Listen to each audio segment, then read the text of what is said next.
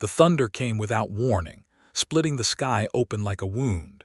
And that was the moment Simon Brooks saw everything he had been too blind, too stubborn, too afraid to see before. He had been standing in the doorway of the barn, watching the storm roll in from the west, the way storms always rolled in across the Texas panhandle in the summer of 1882, fast and mean, and without apology. The clouds had been building all afternoon, bruise purple and swollen, and the air had taken on that particular electric quality that made the horses restless and the cattle pressed together at the fence line. He had told himself he was watching the storm. He had told himself that was the only reason he was watching the house. But the truth he had been burying under calluses and silence, and the brutal daily arithmetic of running a cattle ranch on his own for 3 years, was that he had been watching her. Virginia Morgan, the woman he had hired 6 weeks ago to teach his daughter and cook his meals, and pretend that the arrangement between them was purely a matter of survival economics and nothing else. He had been watching her, the way a man watches something he is terrified of losing before he has even admitted he wants it. And then the thunder cracked, and through the window of the ranch house he saw his daughter Clara, 7 years old and carrying 3 years of her own grief like a stone around her neck, take Virginia's hand, not grab it in panic, not clutch it the way a frightened child clutches the nearest adult. Clara tucked her hand into Virginia's the way a child tucks her hand into her mother's, deliberate, trusting, like it was the most natural thing in the world, like Virginia Morgan had always been there. Virginia looked down at Clara with an expression on her face that Simon had no name for, something that lived between tenderness and longing and a deep, private ache, and she curled her fingers around the small hand and held on. Simon's chest cracked open like the sky, because he understood in that single unguarded moment 3 things with absolute and devastating clarity. First, that his daughter had already given her heart to this woman, quietly and completely, the way children give their hearts before anyone has thought to warn them about the consequences. Second, that Virginia Morgan was not what she had told him she was, not simply a practical woman seeking honest employment, because no purely practical woman looked at a borrowed child like that, like she was something sacred. And third, that he had fallen in love with her, that it had been happening for weeks without his permission, and that the secret she was clearly keeping from him had the power to destroy every fragile, precious thing that was now taking shape inside the walls of his house.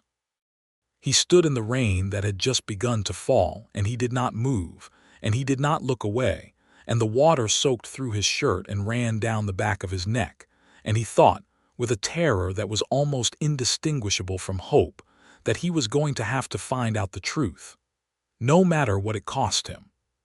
6 weeks earlier, Virginia Morgan had stepped off the stage at Coldwater Creek with a single trunk, $32 hidden in the lining of her coat, and a story she had been rehearsing since Santa Fe. She was 27 years old. She had been a schoolteacher in Missouri before circumstances had made Missouri impossible, and she was looking for honest work, and she was very good with children. She had a letter of reference from a pastor in Amarillo that she had written herself at a desk in a boarding house the night before, using language she had observed in other such letters, careful and plain, and full of the kind of measured praise that real pastors used. It was the first deliberately dishonest thing she had done in her adult life, and the shame of it sat in her stomach like a hot coal. The second dishonest thing was her name. Virginia Morgan was real. It was her name, the one her mother had given her, the one that appeared in the county records of Greene County, Missouri. But the name she was running from, the name that certain men in certain territories were looking for, was Virginia Calloway, her husband's name. The name of a man who had died 8 months ago in a way that had made her a suspect and a fugitive and the subject of a dark and complicated rumor that had followed her across 4 state lines and into the Texas panhandle. She was innocent. She knew she was innocent. But innocence, she had learned, was a luxury that required money and connections and men willing to speak on your behalf, and she had none of those things. What she had was a notice in the Coldwater Creek Gazette that she had read in the Amarillo post office, a small and unassuming advertisement placed by one Simon Brooks of the Double B Ranch, seeking a housekeeper and tutor for one child, aged 7, room and board included, wages fair and paid monthly. She had stood in the post office for a long time, reading that advertisement. It had felt like a door, and she had been running so long and so hard that the sight of any door, even one she was not certain she had the right to walk through, had made her eyes sting with something she could not afford to call relief. She had written her letter that night and taken the stage the next morning and not looked back. Coldwater Creek in the summer of 1882 was a town that was still deciding what it wanted to be. The railroad had come through 2 years prior, which had brought money and ambition, and a certain class of men who wore their suits too well and smiled too easily. And those men had built a bank and a hotel and a newspaper office, and had begun to talk about incorporation and city councils. But the older Coldwater Creek, the one that had existed before the railroad, was still there underneath, in the faces of the cattle ranchers who rode in on Saturdays to take their supplies and keep their counsel, in the hard-packed dirt of the main street that no amount of civic ambition had yet managed to pave, in the look the barkeep at the Silver Star gave anyone who came in asking questions he thought were none of their business. Virginia arrived at 2:30 in the afternoon and found a town that looked at strangers with frank and measured assessment. She was aware, as she always was, of the risk that came with being looked at. She kept her eyes forward and her posture straight and walked directly to the mercantile, where she had arranged by post to be met by whoever Simon Brooks sent to collect her. The man who was waiting for her was not who she had expected. She had expected a hired hand, a gruff and weathered foreman type, the kind of man who would take her trunk without comment and drive her to the ranch in silence. What she got was Simon Brooks himself, which she only knew because the mercantile owner, Mr. Aldrich, a small man with ink-stained fingers and the air of someone who kept careful track of everything, said, "Miss Morgan, Mr. Brooks is right here," and gestured to the man standing at the far end of the counter. Simon Brooks was tall, broad-shouldered in the particular way of men who had been doing physical labor all their adult lives, with dark hair shot through with early gray at the temples, and a face that had been made angular and striking by years of sun and wind, and something harder to name. He was 34 years old, and he looked it, but not in a bad way, in the way of a man who had lived his years rather than merely endured them. He had gray eyes, the same flat, complicated gray as the sky before a thunderstorm, and they moved to her with an assessment that was entirely direct and entirely without malice, the way a man looks at something he needs to understand before he makes a decision about it. She met his gaze and held it because she had learned that looking away first was the thing that made people curious. "Miss Morgan," he said. His voice was low and even. "Mr. Brooks," she said. There was a moment of silence that was not uncomfortable so much as simply honest. Two people taking each other's measure across a mercantile counter in a frontier town, both of them carrying things they were not prepared to set down. "You have references," he said. It was not quite a question. She produced the letter from her coat pocket. He read it without apparent hurry, his expression giving nothing away, and then folded it and returned it to her. "You were a school teacher," he said. "In Missouri, yes. What brings you to Texas?" "I wanted a change," she said. "I find that large cities can become complicated over time." He looked at her for another long moment. She had the feeling he had heard everything she said, and possibly a few things she hadn't. "Clara is 7, he said. "She is bright and she is stubborn and she has not spoken much since her mother died 3 years ago. She is not unkind. She is not difficult in the way people generally mean when they say difficult, but she will test you and she will do it quietly, and you will not always know you are being tested until it is already over." Virginia looked at him. "How does she test people?" Something moved in his eyes that might have been surprise. "She watches," he said. "She waits to see if you are going to stay." Virginia said nothing for a moment. Then she said, I understand that." She did not elaborate, and he did not ask her to, and he picked up her trunk and carried it out to the wagon, and they drove the 12 miles to the Double B Ranch in a silence that was punctuated by wind and the distant sound of cattle and the gradual revelation of a landscape so vast and so indifferent to human scale that it should have been terrifying and was instead, in some way she could not yet articulate, a relief. The ranch was larger than she had imagined from the advertisement. The main house was a solid, well-built structure of rough timber and stone, 2 stories, with a wide porch that ran the full length of the front and deep shade that smelled of wood and dried grass and something faintly of horses. There were 2 bunkhouses for the ranch hands, a large barn, several outbuildings, and in the distance, the shimmer of a creek that she learned later was the branch of the Canadian River that gave the property its best pasture. Clara was sitting on the porch steps when they arrived. She was small for her age, with her father's dark hair and something of her father's directness in her face, and she watched Virginia climb down from the wagon with the particular stillness of a child who has learned to observe adults before trusting them. She did not wave. She did not say hello. She simply watched. Virginia looked at her for a moment and then said, as simply and honestly as she knew how, "I like your porch." Clara blinked. Then, after a very long pause, she said, "The 3rd step creaks." "I will remember that," Virginia said. That was, as it turned out, more words than Clara had volunteered to a stranger in 2 years. Simon, who had been carrying the trunk up from the wagon, went very still at the sound of his daughter's voice, the way a man goes still when something he has been afraid might never happen again suddenly happens. He did not make a fuss of it. He said nothing at all. But Virginia saw, in the set of his shoulders and the careful way he kept his face forward, exactly what those 6 words from his daughter had cost him not to react to, and she understood something about him in that moment that would take her weeks to fully put into words. He was a man who loved deeply and quietly and at great personal cost, and who had no idea what to do with any of it. The first 2 weeks were a careful negotiation. Virginia learned the rhythms of the house, the schedule of the hands, the specific geography of a working cattle ranch in the Texas Panhandle in high summer.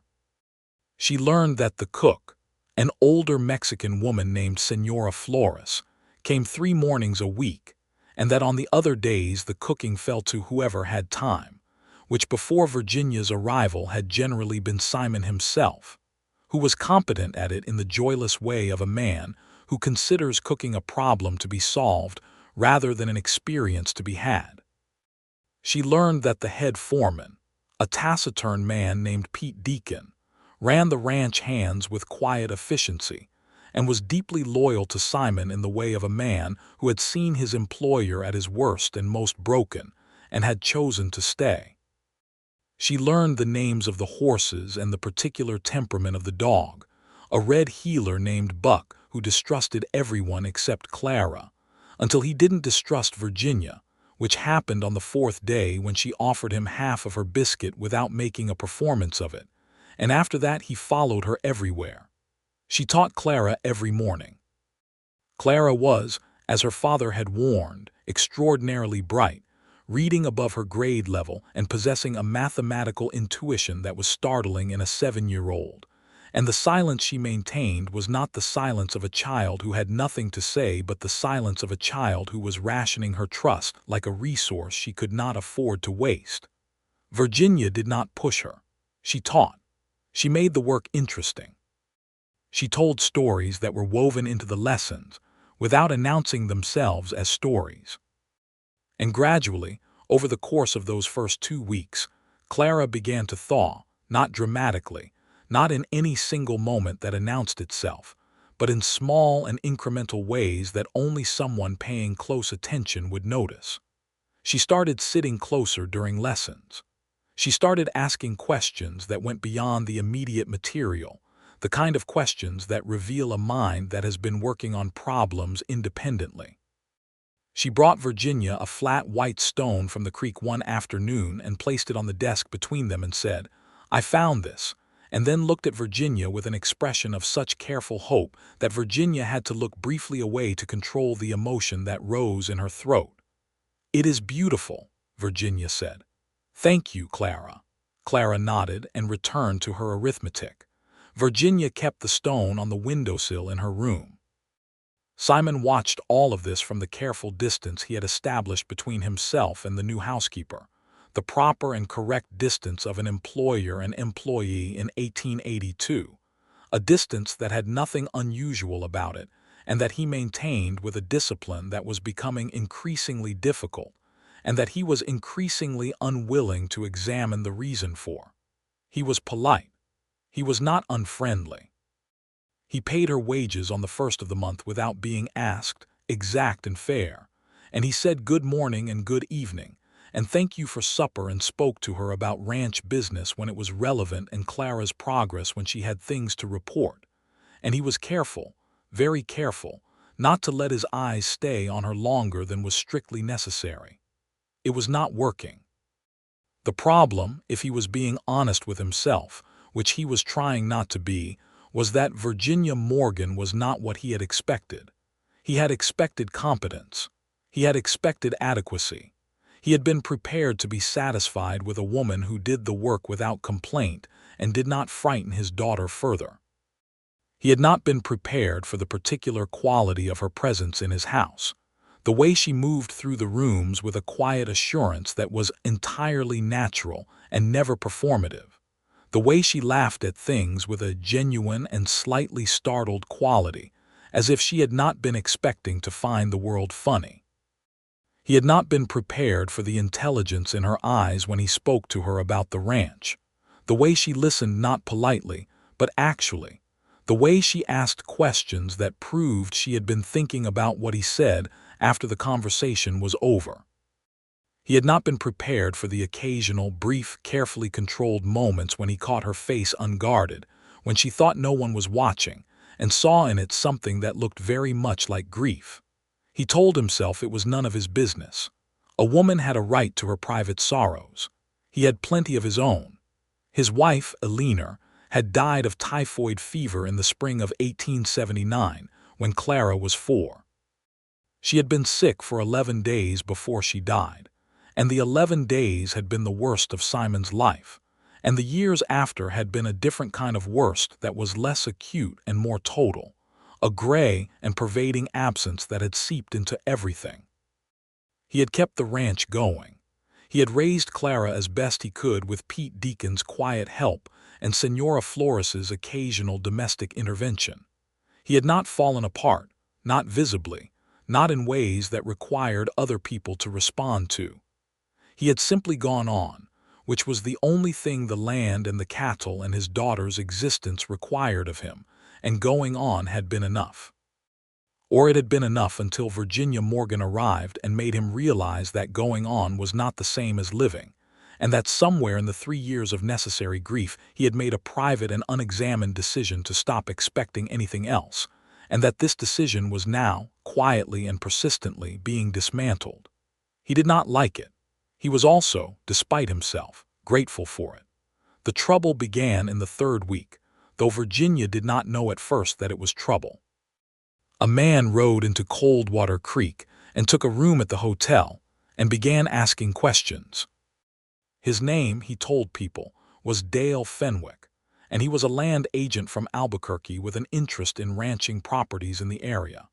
He was well-dressed and easy-mannered, and had the kind of face that invited confidence, open and friendly and attentive in a way that suggested he was genuinely interested in whatever you had to say, which was, as Pete Deacon later noted with his characteristic economy of words, exactly the quality that should make a person least willing to confide in him.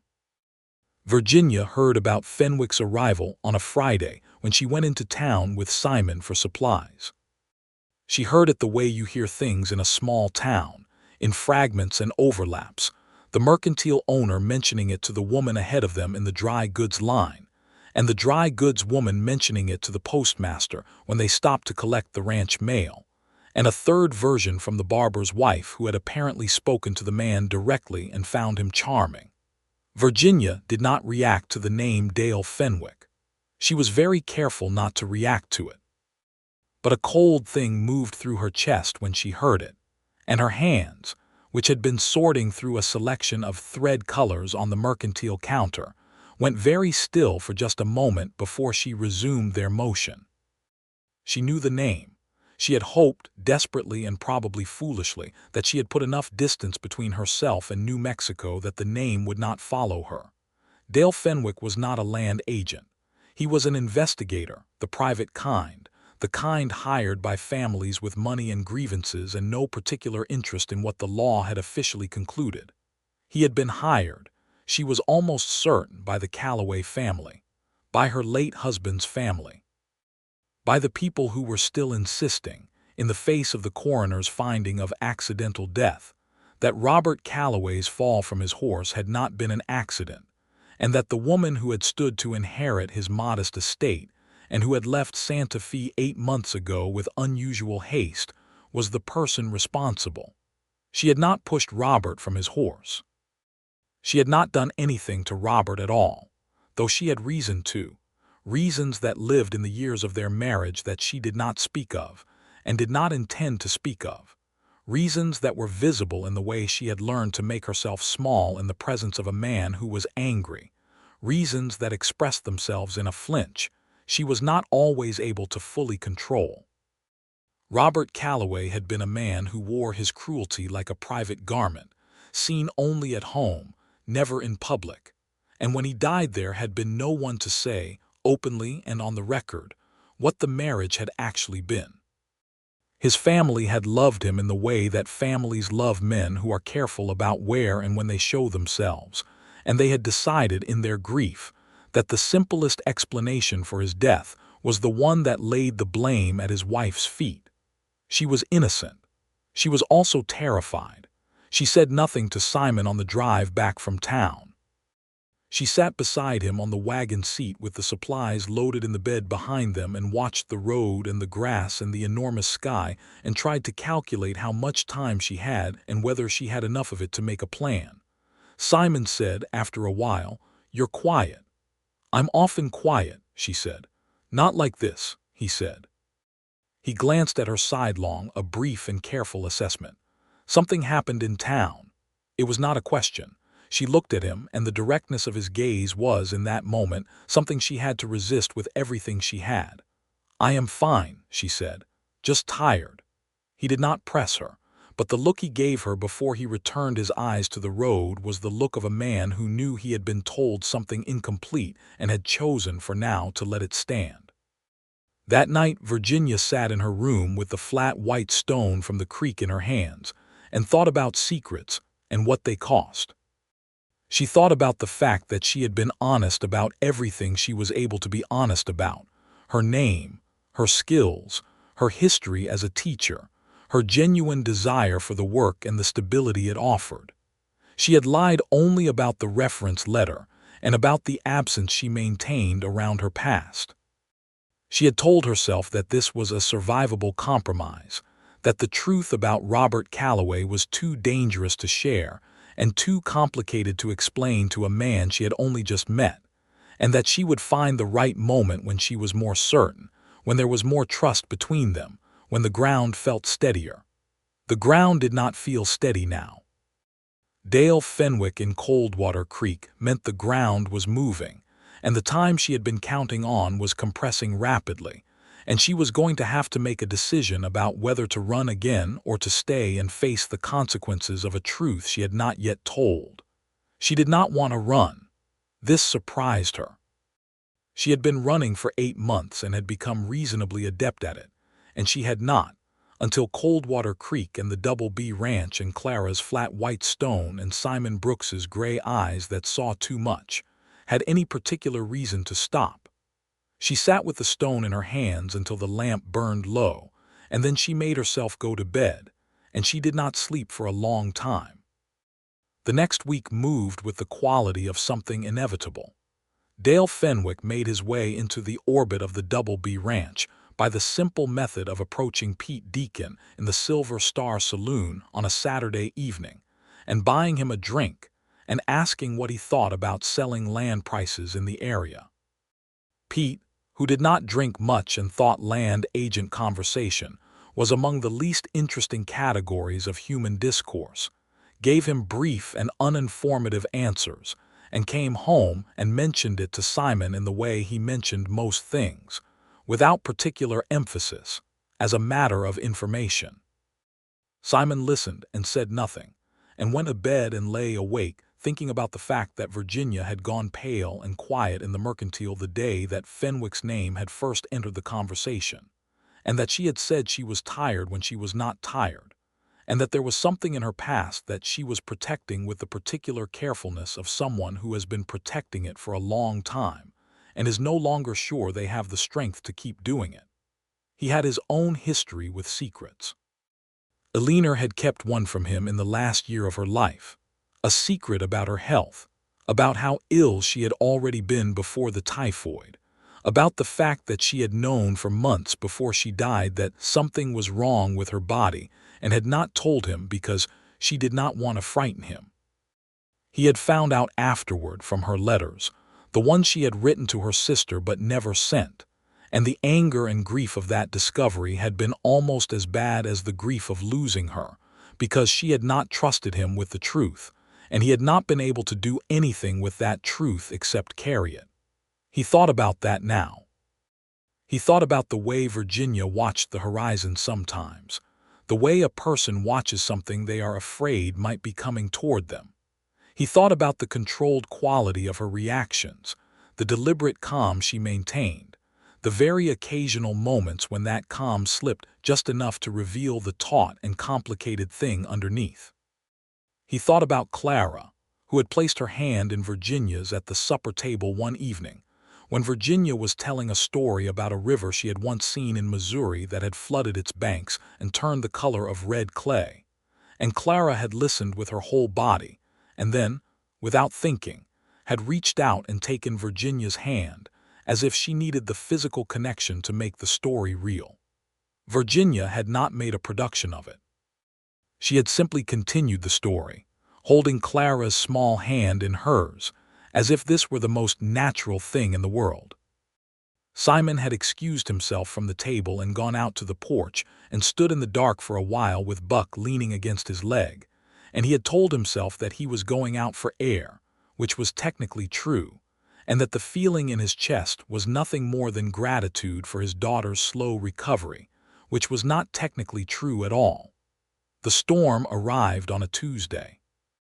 It had been building since morning, the sky lowering and the air thickening with that particular charged weight that the cattle felt before the humans did, pacing the fence line and refusing their usual afternoon grazing pattern. Simon had sent the hands out early to move the herd to the lower pasture, which offered more shelter from the worst of the wind, and had spent the afternoon himself securing the outbuildings and checking the barn roof, and doing all the practical and necessary things that a coming storm required on a working ranch. He had told himself firmly that he was not watching the house. By 4 o'clock, the sky was the color of a bruise and the wind had come up, and Virginia had brought Clara inside from the porch where she had been reading, and had closed the shutters on the west-facing windows and lit the lamp in the sitting room, and settled Clara at the table with her books. Simon could see this through the window of the barn as he worked on the stuck latch of the upper door, and he was aware, in the way he was always increasingly aware of Virginia Morgan's location and activities, of the warm light of the sitting room against the darkening afternoon. Then the thunder came. A single crack, enormous and immediate, like the sky itself splitting directly overhead, and in the lit frame of the sitting room window Simon saw Clara's head come up sharp, her small body going rigid with the particular animal terror that thunder produced in children who had already learned that the world could take things without warning. And he saw Virginia, who had been standing at the far end of the table with a book in her hands, set the book down and move toward Clara without hesitation, and he saw Clara turn to her, and he saw his daughter tuck her hand into Virginia's. Not grab, not clutch, tuck, like it was home. And Virginia looked down at Clara with a face full of something that Simon had no category for, because it was too large and too undefended for him to look at directly. The face of a woman who was, in that moment, receiving something she had not known how to hope for, and holding it with both hands and full heart, and the weight of it, the enormity of what his daughter had just given, and what this woman had just accepted, broke something open in Simon's chest that he suspected was not going to close again. He stood in the rain. He stood there for a long time. Then he went inside. Virginia was kneeling in front of Clara when he came through the door, her hands on the girl's shoulders, speaking to her quietly, and Clara's face was no longer frightened. It was calm and attentive and safe, and she looked over Virginia's shoulder at Simon with an expression so complete and trusting that he had to stop walking for a moment. "Papa," Clara said, "Miss Morgan said thunder is just the sky talking." "Is that right?" Simon said. "She says it is very loud, but it cannot reach you in the house." "That's true," Simon said. Virginia stood up from her crouch, and when she turned to look at him there was a flicker of something in her face, a brief and unguarded quality, as if she had been caught in the middle of a feeling she was not prepared to defend. Then the quality resolved itself back into the composed and careful expression she generally wore in his presence, and she said, "I was just going to put on some tea." "Virginia," Simon said. She stopped. He had used her given name. He had not, in 6 weeks, used her given name. He had called her Miss Morgan with the consistent formality that their arrangement required, and she had called him Mr. Brooks, and the formality had been a kind of wall between them that both of them had, in their different ways, needed. She looked at him. "There is something you are not telling me," he said, "and I think the time for not telling me is coming to an end." The sitting room was quiet except for the sound of the rain on the roof and another, more distant thunder, and Clara looked between them with the alert and careful attention of a child who understands that something important is happening, even when she does not know what it is. Virginia said, "Clara, why don't you go find Buck? He will be scared of the thunder too." Clara considered this with the moral seriousness she brought to all requests, then nodded and went down the hall toward the kitchen, from which the sound of Buck's anxious pacing was already audible. Virginia looked at Simon. The composed expression she maintained was still in place, but he could see what it was costing her now, could see the effort in the set of her jaw and the deliberate stillness of her hands, and he thought about the grief he had seen in her face when she thought no one was watching, and he waited. "If I tell you," she said carefully, "you may want me to leave." "Maybe," he said, "but I will want you to leave more if you don't." She looked at him for a long moment. Then she sat down at the table, and she told him. She told him about Robert Calloway and the 6 years of their marriage, speaking in a voice that was flat and controlled and factual in the way that people speak of things they have processed extensively enough that the sharpest edges are worn down but the shape is still entirely visible. She told him what the marriage had been, not using terms that required him to fill in details, but being specific in a way that was clearly effortful and clearly necessary, because she needed him to understand not the sanitized version but the actual one. She told him about the night Robert had died, the autumn evening when he had been drinking and had ridden out toward the creek despite her asking him not to, and had fallen from his horse on the rocky ground near the bank, and had not come home, and she had found him the next morning already dead.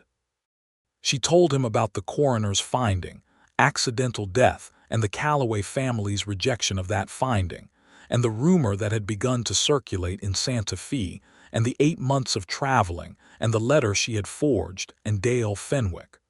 When she finished, she folded her hands on the table and looked at them and waited. The rain was loud on the roof. Lamp flame moved in a draft from somewhere. Simon said, "The letter of reference." "Yes," she said. "Everything else you told me, your name, your teaching, your skills." "True," she said, "all of it." He was quiet for a moment. She did not look up. "He hurt you," Simon said. It was not a question. His voice had a particular quality, low and even and careful, the way his voice went when he was controlling something he did not want to express without her permission. She looked up then. "Yes." For 6 years. Yes. The quiet between them was different now. It had weight and heat and a quality of something being decided. Simon stood up from his chair and went to the window and looked out at the rain for a long time. Virginia watched him and waited. "Fenwick," he said. "How long before he finds you?" She exhaled, a small and careful sound. "He is already in town, days perhaps. He is methodical." "Is there a warrant?" "No, nothing official. The Calloway family has money, but the law found no cause. What he is doing is private. He will present his findings to the family, and they will use them to harass me and make my life impossible, and possibly to bring a civil action that they will eventually lose, but that will take everything I have to defend against." Simon turned from the window. He looked at her with those gray eyes that saw entirely too much. "You thought about running again," he said. "Yes. But you didn't." "No," she said. She met his gaze. "I didn't." Something moved in his face. It was brief and intense, and she was not entirely sure what it meant, but it made the air in the room feel compressed and significant. He said, "I have a lawyer, in Amarillo, a good one. His name is Thomas Hatch, and he has been managing the ranch's legal business for 12 years, and he knows how to deal with men like Fenwick." Virginia stared at him. "I will send Pete to Amarillo tomorrow with a letter," Simon said. "In the meantime, Fenwick does not set foot on this property. If he comes here, he deals with me," she said slowly. "You believe me?" He looked at her with an expression she had not seen on his face before, something direct and certain and entirely without reservation. "Yes," he said, "I believe you." Virginia pressed her hands flat on the table and looked down at them for a moment, and when she looked up her eyes were bright in a way she was clearly managing with difficulty. "Mr. Brooks," she said. "Simon," he said. She looked at him. "You said my name," he said. "It seems fair." Something that was not quite a smile moved across her face, complicated and real and not managed at all. "Simon," she said. "Thank you." "Don't thank me yet," he said. "We have a problem to solve first." But the way he said it, steady and inclusive, the "we" so naturally placed, made the hot coal of shame in her stomach begin, for the first time in 8 months, to cool. Pete Deacon left for Amarillo the next morning at first light, carrying Simon's letter to Thomas Hatch in the breast pocket of his coat, riding the fastest horse in the Double B's stable, without being asked why it needed to be the fastest horse. Because Pete Deacon was the kind of man who understood when urgency was required, and did not need it explained to him. The day after the storm was one of those days the Texas Panhandle produces in the aftermath of rain. Sky washed to an improbable blue, the grass smelling of wet earth and sage, the air carrying a clarity that made the horizon look impossibly close.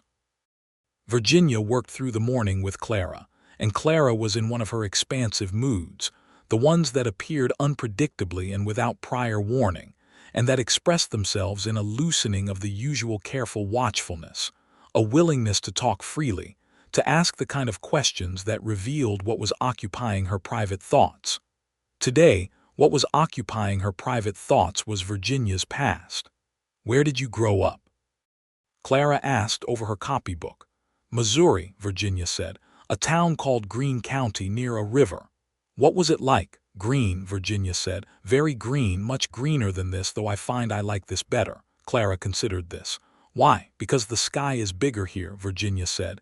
"You can see more of it." Clara nodded, accepting this as a completely reasonable preference. Then she said, "Did you always want to be a teacher?" "I always liked learning," Virginia said. "Teaching seemed like a way to keep doing that." "My papa says you are the best teacher I have ever had," Clara said, very casually, in the tone she used when she was reporting something that mattered a great deal to her but that she was not ready to reveal matters a great deal to her. Virginia looked at her. "When did he say that?" "At supper, last week. He said it to Pete Deacon when he thought I was not listening." "Were you listening?" Virginia asked. Clara met her eyes with a look of serene candor. "I am always listening." Virginia looked down at her own hands for a moment. "Your father is very kind," she said. "He is not always kind to everyone," Clara said, with the matter-of-fact accuracy of a child. "He is not kind to Mr. Cutter when Mr. Cutter does the fencing wrong. But he is kind to the people he likes. Virginia said nothing.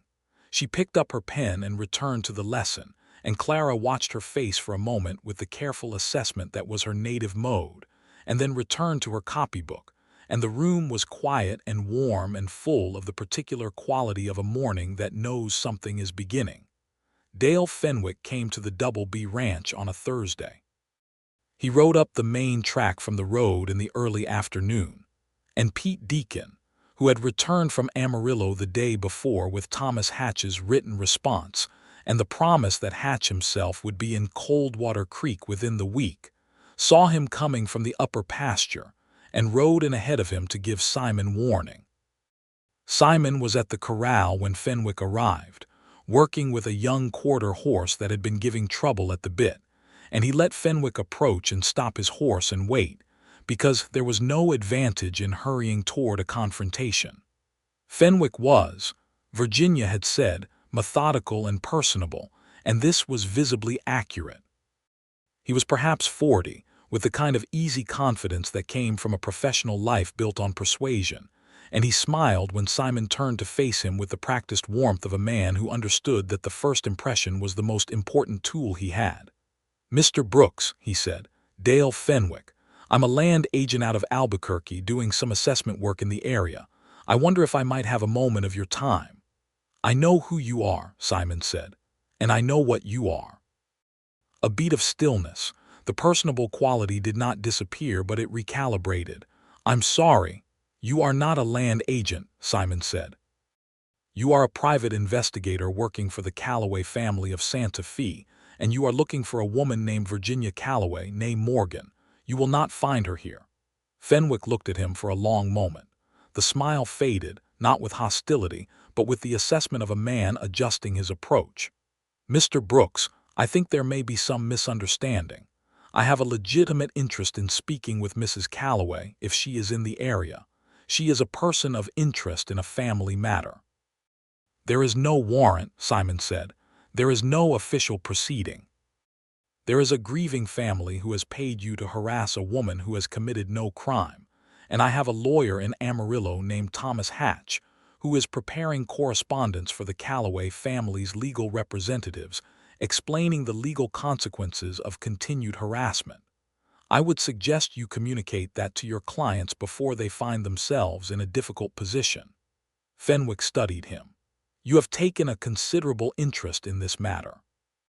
"The people on my property are my business," Simon said.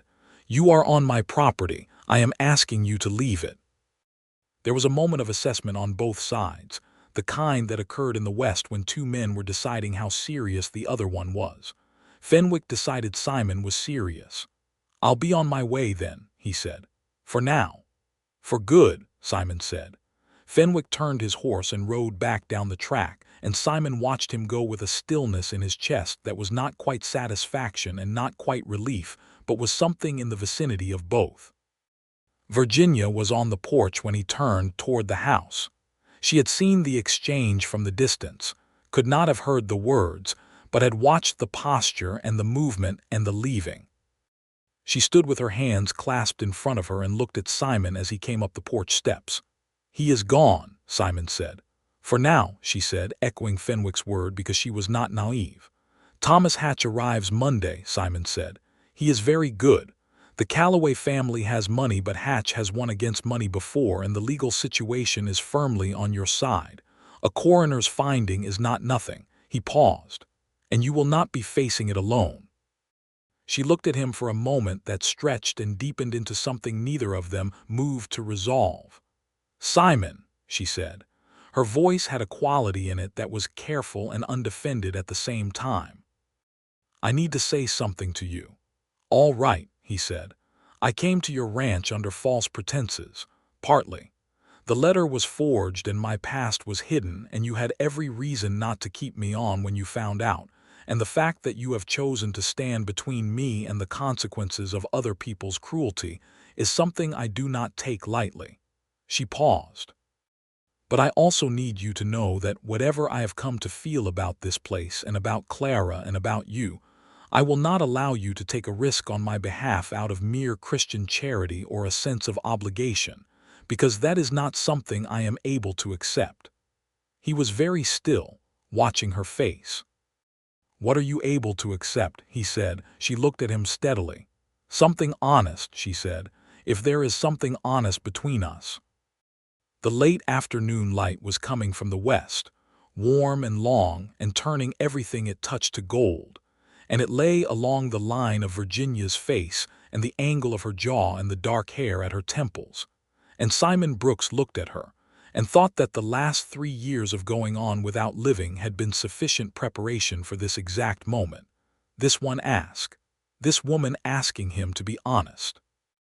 "I have been trying," he said, "with a notable lack of success, not to fall in love with you since approximately the second week you were here."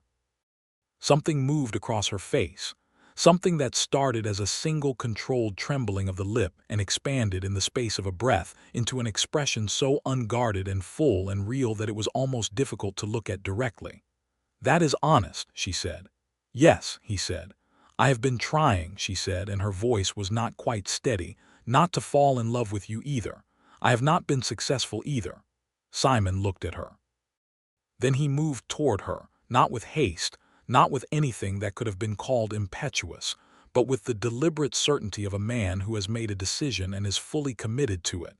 And he took her hands in both of his, and she looked down at their hands and then up at his face, and neither of them spoke for a moment. "We will resolve the legal matter," he said. "Hatch is competent and the law is on your side. After that, when you are free and clear and not making decisions from a position of pressure or desperation, I would like to speak to you about something." "What something?" she asked. "A future," he said. "If you want one, here." Virginia looked at their joined hands and then at his face and then past him at the enormous, indifferent, beautiful Texas sky that was going gold and pink at the edges as the sun went down. And she thought about running and stopping running and the difference between hiding and choosing, and she said, "Yes, I would like to hear about that." He held her hands a moment longer and then released them, and the releasing was almost more intimate than the holding, because it was a promise rather than a conclusion, a beginning held in careful trust. Thomas Hatch arrived in Coldwater Creek on Monday as promised. A compact and precise man in his mid-50s with wire-rimmed spectacles, and the quietly confident manner of someone who had been winning difficult cases for long enough that difficulty had become simply an interesting feature of the landscape rather than an obstacle. He met with Virginia for 2 hours in the sitting room of the ranch house, listening to her account of the marriage and the death, and the months of running with the focused attention of a man who was simultaneously taking notes and building an argument. Afterward, he met briefly with Simon, and then he rode back to Coldwater Creek, where he spent the afternoon at the hotel, writing letters to 3 different legal offices in New Mexico territory. He also, in passing, had a conversation with Dale Fenwick, who had not yet left Coldwater Creek. The content of this conversation was conveyed to Simon by Pete Deacon, who had been in the hotel lobby at the time, nominally collecting a package from the front desk, and not at all intentionally within earshot. And the substance of it was that Thomas Hatch had presented Fenwick with a legal accounting of the risk profile of continued pursuit that had caused Fenwick's professional expression to undergo a series of rapid and unflattering adjustments. Fenwick left Coldwater Creek the following morning. This was not the end of the matter. The end of the matter required 6 weeks of correspondence between Thomas Hatch and the Calloway family's lawyers in Santa Fe, during which time the legal picture was clarified. The absence of any evidentiary basis for a civil action was firmly established in writing, and the Calloway family was advised, in language that was legally precise and entirely unambiguous, that further pursuit of Virginia Morgan Calloway would result in consequences they were not equipped to manage. The patriarch of the Calloway family, a man named Edgar Calloway, who was Robert's father and who had been driving the private investigation with the force of a grief that had not found a cleaner outlet, eventually accepted the finality of the situation, not with grace, but with the exhaustion of a man who has been told the same thing by enough different lawyers that it has finally sunk in. Thomas Hatch sent Simon a letter in mid-October that said, simply, "The matter is concluded. She is free and clear. You may proceed accordingly." Simon read this letter at the kitchen table at breakfast with Virginia and Clara present, and he read it a second time, and then a third, and then he looked across the table at Virginia. Virginia was watching him with a quality of attention that was not quite controlled.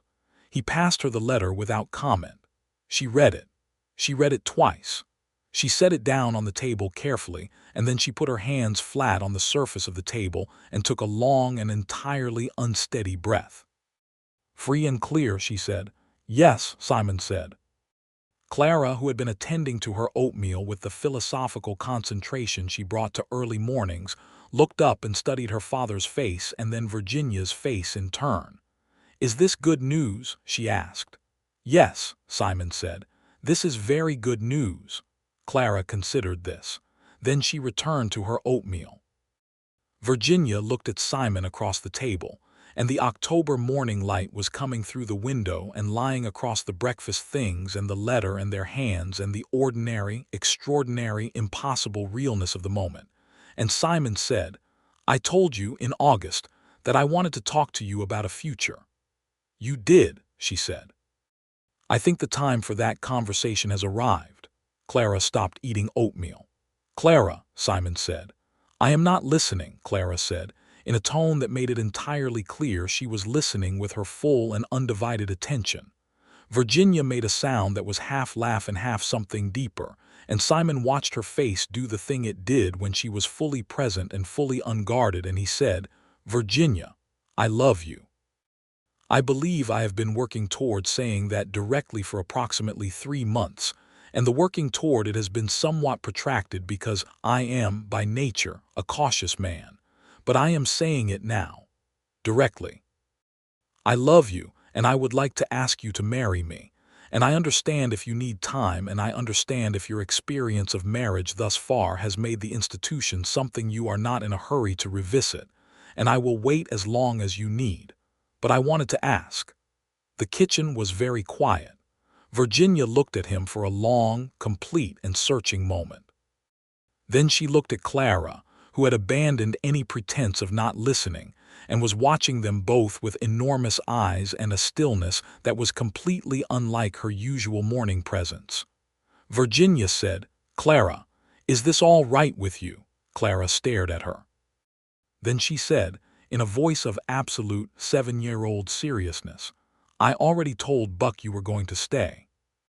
Virginia pressed both hands over her mouth and her eyes went bright, and Simon said, "Clara," in a voice that was caught between exasperation and something much tenderer, and Virginia made a sound behind her hands that was definitely laughing and possibly also crying, and Clara went back to her oatmeal with the serene expression of someone who has known the outcome for some time and has simply been waiting for the adults to reach the same conclusion. "Yes," Virginia said, when she had lowered her hands and her voice was approximately steady. "Simon, yes." He reached across the table and took her hand. He was smiling. She had seen him smile in small and careful increments over the months, the way he doled out trust, gradually and with evidence, but this was the full version, unguarded and real, and it changed his face into something that she thought she could look at for the rest of her life without tiring of it. "Good," he said. They were married in November, 6 weeks after Thomas Hatch's letter, in the small Methodist church in Coldwater Creek on a Saturday morning. The ceremony was attended by Pete Deacon and his wife, me, who cried enthusiastically throughout, and Senora Flores, who wore her best dress and brought tamales to the reception, and the Reverend Cole, who had been the minister of Coldwater Creek's Methodist congregation for 11 years, and who performed the ceremony with a warmth and brevity that seemed to satisfy everyone present.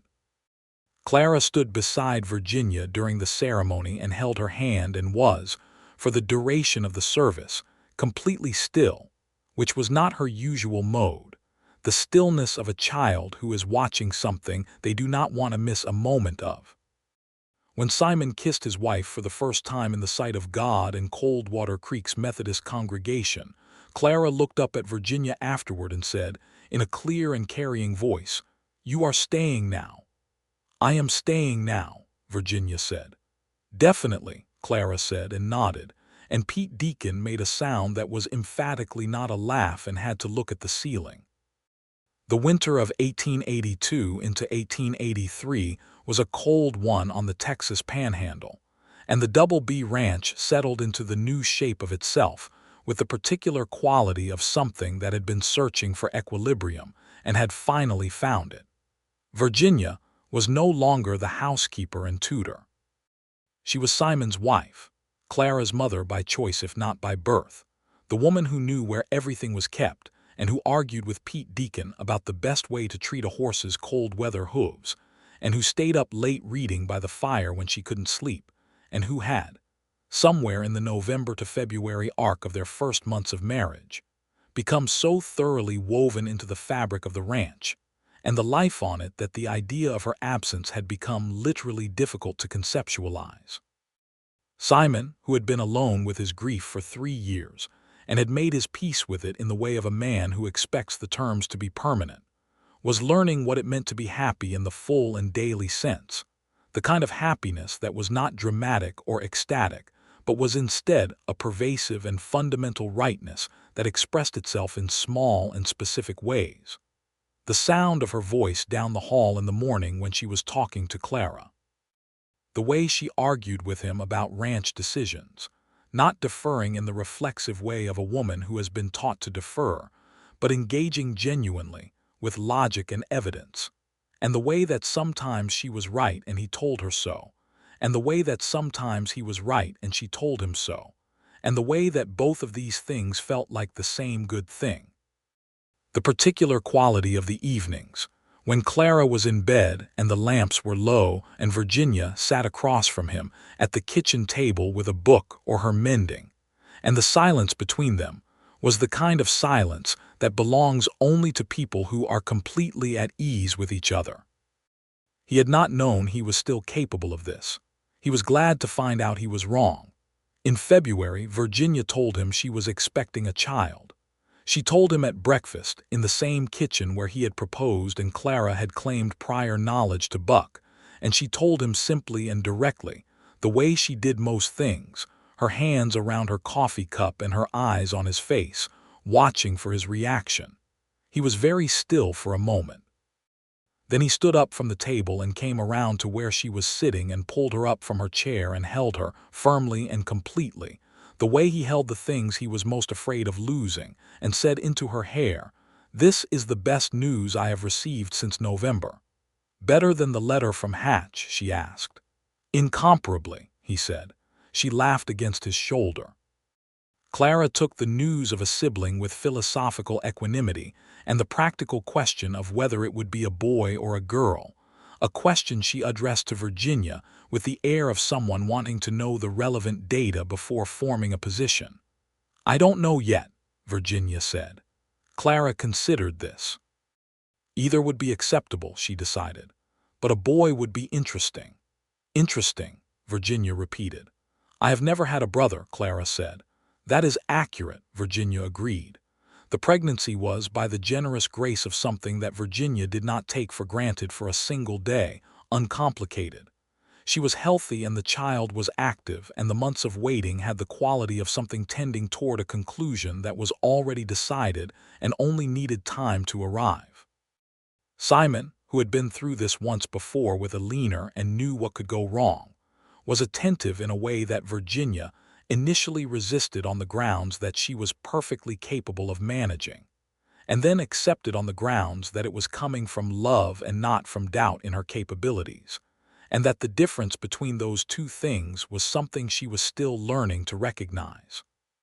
The child was born in October of 1883, a boy, delivered at the ranch house with the assistance of Coldwater Creek's doctor and Senora Flores, who had attended more births than the doctor had, and was significantly less impressed by the drama of the process. Simon was not in the room but was outside the bedroom door for the entirety of the 11 hours of labor, which Pete Deacon later described as the most sustained demonstration of standing absolutely still that he had ever witnessed from a man who was generally in motion. Clara, who had been installed at Pete and me Deacon's house for the day, and had spent it teaching their dog a trick and being, by all accounts, entirely composed, was brought home by me in the evening and was presented with her brother. His name was James Simon Brooks, after Virginia's father, who had died when she was 12, and after his own. Clara looked at him for a long time. He was wrinkled and dark-haired and in possession of, at 4 hours old, an expression of profound displeasure with the entire situation. "He looks uncomfortable," Clara said. "He has just arrived," Virginia said, from the bed, exhausted and entirely happy. "He will adjust." Clara reached out one careful finger and touched his cheek, the way she had touched Virginia's hand at the supper table that first time, not grabbing, but deliberate and full of intent. James turned his head toward the touch with the instinctive blind seeking of newborns. Clara looked up at her father. "He knows me already," she said. Simon looked at his daughter and his wife and his son, and did not attempt to speak for a moment. "He does," Virginia said. The next years settled into the pattern of a life that was full and real and demanding in the best and worst ways. James grew from the wrinkled and opinionated newborn into a toddler who walked at 10 months and talked at 12, and had, by the age of 2, established himself as a person of considerable personal conviction, who was equally comfortable with his father's direct certainty and his mother's warm intelligence, and who followed his sister Clara with a devoted and thoroughly unrequited adoration that Clara bore with a patient grace she did not extend to most things. Clara herself was, by 1885, a young woman of 10 with a mind that her mother was beginning to think might one day exceed everything either of her parents had brought to their professions. She read voraciously and thought originally, and had developed, in the years since Virginia's arrival, a verbal fluency that expressed her interior life with a precision that was sometimes startling in a child her age. She had her father's gray eyes and her own mother Eleanor's coloring, and she was, in the particular way of children raised in love, becoming more herself with every passing year. There were hard times, because there were always hard times. The drought of 1884 hit the Texas Panhandle with a cruelty that reduced the Double B's cattle numbers by 1/3, and required a series of financial decisions that Simon and Virginia worked through together at the kitchen table over several weeks of evenings, the ledger open between them, the arithmetic unforgiving and the options limited. They made the decisions together, which was not always how such things went in marriages of the era, but Simon had married Virginia Morgan because she was the person she was, and expecting her to sit outside the important decisions of their shared life would have been a denial of everything he had understood about her from the beginning. They came through the drought, the herd rebuilt, the land recovered slowly, the way the land always recovered, on its own time and according to its own accounting. In the spring of 1885, Thomas Hatch wrote a letter that had nothing to do with legal matters and everything to do with news from New Mexico Territory. Edgar Calloway, Robert's father, had died in February of a stroke. Hatch had included this piece of information at the end of his letter almost as an afterthought, a note of fact rather than an invitation to respond, but Virginia read it and sat with it for a time, and Simon let her sit with it without interrupting. "He was a man who did not know his son," she said finally. "He loved a version of Robert that Robert had constructed for him, and when Robert died he had no one to be angry at but me." "I know," Simon said. "I am sorry for his grief," she said, "not for what he did with it." "That is right," Simon said. "You are allowed to be both things." She looked at him. "How did you get to be so good at knowing what I need to hear?" "Practice," he said. She shook her head, but she was smiling. In the summer of 1886, Virginia discovered she was expecting again, which she announced at breakfast to Simon and Clara and 2-year-old James, who did not fully understand the announcement but responded to the general festive quality of the moment by throwing a piece of biscuit, which Buck caught with athletic efficiency. "A sister this time," Clara said, with the confident certainty she brought to most of her assessments. "You do not know that," Virginia said. "I know it the same way I knew you were going to stay," Clara said, "which I was right about." Simon looked at his daughter with an expression of weary affection. "You are going to be insufferable about this whichever way it goes." "If it is a boy, I will simply have been mistaken," Clara said. "That happens to everyone." It was, in October of 1886, a girl. Clara named her, which had not been the plan but which happened in the way that Clara's decisive certainties always happened, which was to say she announced the name, and everyone found themselves in agreement before they had quite decided to agree. The baby was named Ellie, short for Eleanor, for Simon's first wife, Clara's mother. Virginia had not suggested this, had not in any way indicated a preference, but when Clara said it, looking at the baby in her father's arms with that characteristic serious regard, Simon looked at Virginia with a question in his eyes, and Virginia looked back at him and said, "Yes, that is right." He had to clear his throat before he could answer Clara. "Ellie," he said. "Yes." The years after were good years, shaped by the particular combination of hard work and genuine love, and the slowly deepening knowledge of each other that makes long marriages into something that could not have been predicted from the beginning. Simon Brooks was not a man who became soft with happiness. He remained what he had always been, direct and certain and demanding of himself and the people he respected. A man who could be difficult and was not always easy, and who knew this about himself and tried to account for it. But the happiness made him better at the things he had always struggled with: the articulation of the internal, the patience with his own uncertainty, the willingness to admit to the people he loved that he needed them in ways that a man in 1882 Texas was not always encouraged to admit. Virginia Brooks, née Morgan, was a woman who had arrived in a panhandle town with $32 and a forged reference letter, and a past that had made her afraid of her own desires, and who had ended up, by the logic of a sequence of small, honest moments and one enormous thunderstorm, exactly where she was supposed to be. She taught Clara and then James and then Ellie, and then, when the town school needed a proper teacher in 1887, and the school board came to her with the offer, she took the position and held it for the next decade and became, in the steady and unassuming way of people who are very good at something and very dedicated to it, one of the people that Coldwater Creek named children after. She did not stop being afraid of some things. The scar tissue of the years with Robert Calloway did not disappear.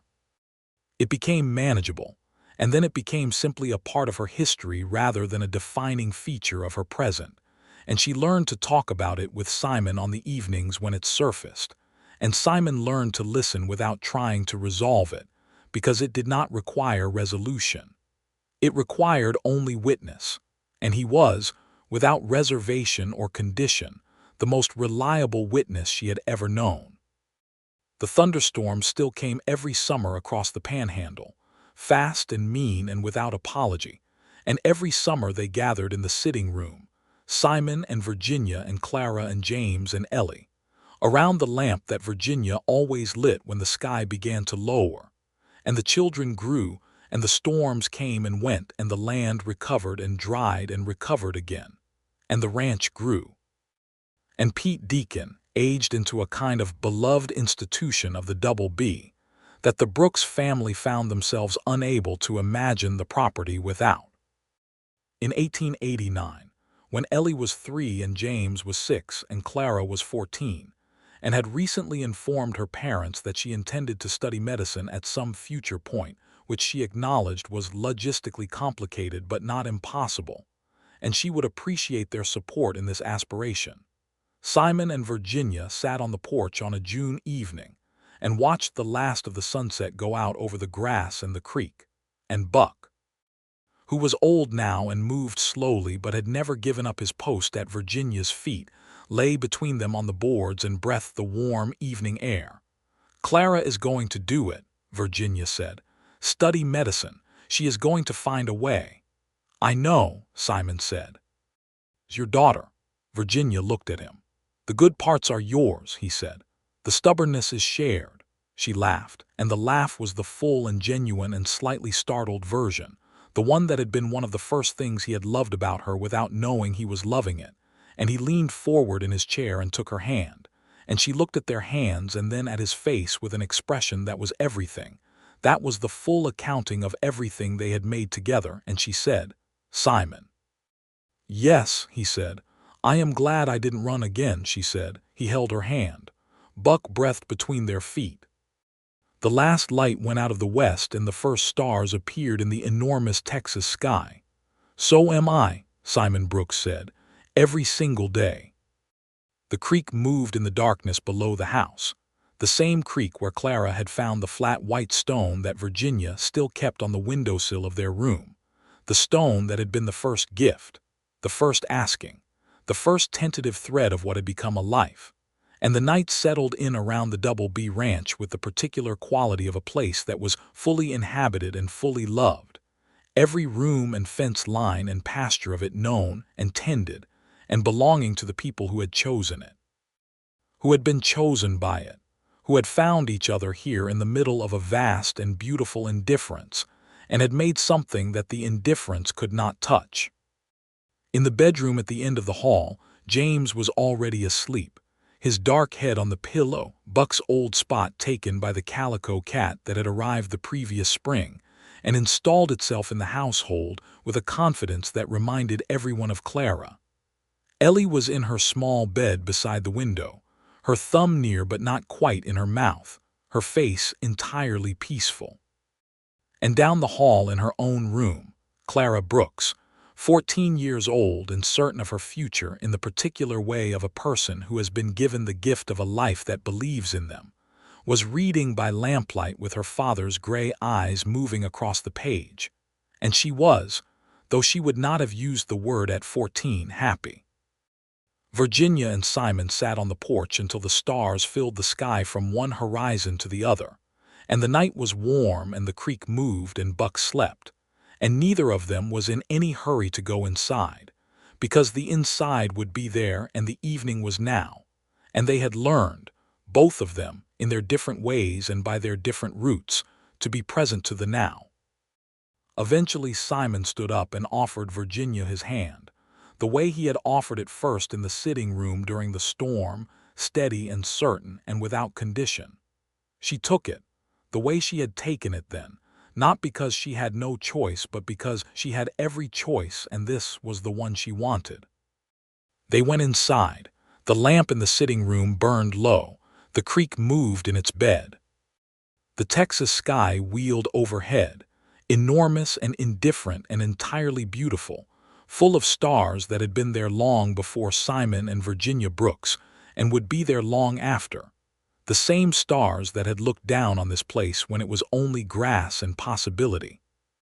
Before the house and the barn and the children and the red heeler dog and the flat white stone on the windowsill, and the whole improbable and necessary story of two people who had been terrified of losing something they hadn't yet admitted they wanted, and who had found, in the middle of a thunderstorm and a child's trusting hand, that the thing they were looking for had been looking for them too.